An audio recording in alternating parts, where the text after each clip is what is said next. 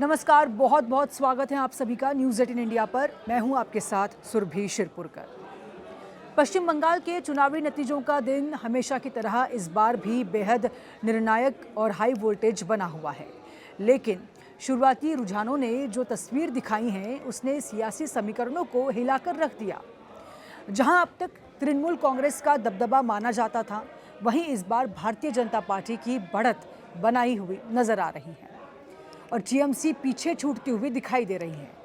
ये सिर्फ एक साधारण लीड नहीं मानी जा रही, बल्कि इसे बंगाल की राजनीति में संभावित बड़े बदलाव के संकेत के रूप में देखा जा रहा है। पिछले कुछ सालों में बीजेपी ने जिस आक्रामक रणनीति के साथ बंगाल में अपनी जमीन मजबूत की है, उसका असर अब नतीजों में साफ दिखाई दे रहा है।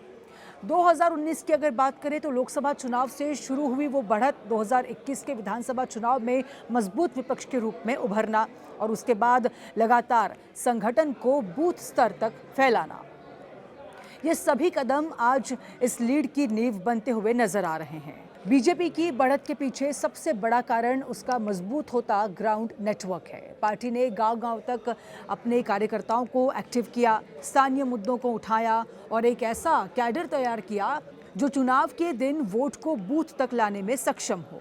इसके साथ ही बीजेपी ने अपने राजनीतिक नैरेटिव को भी बहुत आक्रामक तरीके से सेट किया, चाहे वो कानून व्यवस्था का मुद्दा हो या फिर भ्रष्टाचार के आरोप हो या फिर सांस्कृतिक और पहचान से जुड़े हुए कई सवाल। इन मुद्दों ने खासकर शहरी और सीमावर्ती इलाकों में पार्टी को मजबूती दी। दूसरी तरफ तृणमूल कांग्रेस के खिलाफ एंटी इनकम्बेंसी भी एक बड़ा फैक्टर बनकर उभरी है। लंबे समय से सत्ता में रहने के कारण स्थानीय स्तर पर नेताओं के खिलाफ नाराजगी, भ्रष्टाचार से जुड़े आरोप और कुछ जगहों पर संगठन की ढिलाई ने टीएमसी को नुकसान पहुंचाया है। इसके अलावा क्षेत्रीय समीकरणों ने भी इस बार बड़ा रोल निभाया है। नॉर्थ बंगाल और जंगल महल जैसे इलाके जहां पहले से ही बीजेपी अपनी पकड़ मजबूत करती आई है, वहां इस बार पार्टी और भी ज्यादा समर्थन मिलता हुआ नजर आ रहा।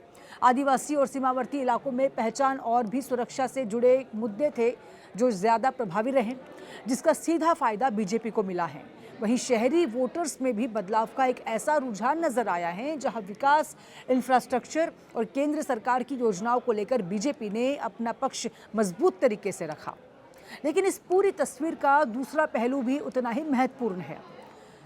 टीएमसी की नेता ममता बनर्जी अभी भी बंगाल की राजनीति की सबसे मजबूत और अनुभवी चेहरा है।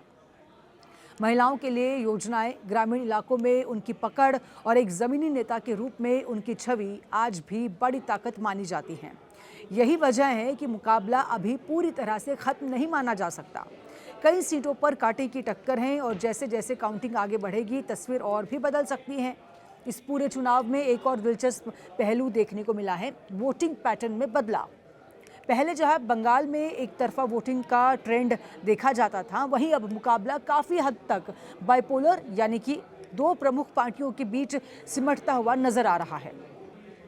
इससे चुनाव और भी ज़्यादा प्रतिस्पर्धी हो गया है और हर सीट का महत्व कई गुना बढ़ चुका है। इसके साथ ही युवाओं की भागीदारी भी इस बार ज़्यादा देखने को मिली, जो बदलाव की इच्छा को दर्शाती है। अंत में अगर बीजेपी अपनी इस बढ़त को अंत तक बरकरार रखने में सफल होती है तो ये सिर्फ एक चुनावी जीत नहीं होगी, बल्कि बंगाल की दशकों पुरानी राजनीतिक धाराओं में एक ऐसा ऐतिहासिक बदलाव साबित होगा। वहीं अगर तृणमूल कांग्रेस वापसी करती है तो ये ममता बनर्जी की राजनीतिक पकड़ और ज़मीनी मजबूती का एक और भी बड़ा प्रमाण हो सकता है। फिलहाल तस्वीर पूरी तरह से साफ नहीं है, लेकिन इतना ज़रूर तय है कि बंगाल का ये चुनाव आने वाले समय में देश की राजनीति की दिशा तय करने में अहम भूमिका निभाने वाला है। अब सबकी नज़रें अंतिम नतीजों पर टिकी हैं। क्या बदलाव होगा या फिर इतिहास खुद को दोहराएगा? इसका जवाब बस कुछ ही घंटों में सामने आ जाएगा। तब तक के लिए आप देखते रहिएगा न्यूज़ 18 इंडिया।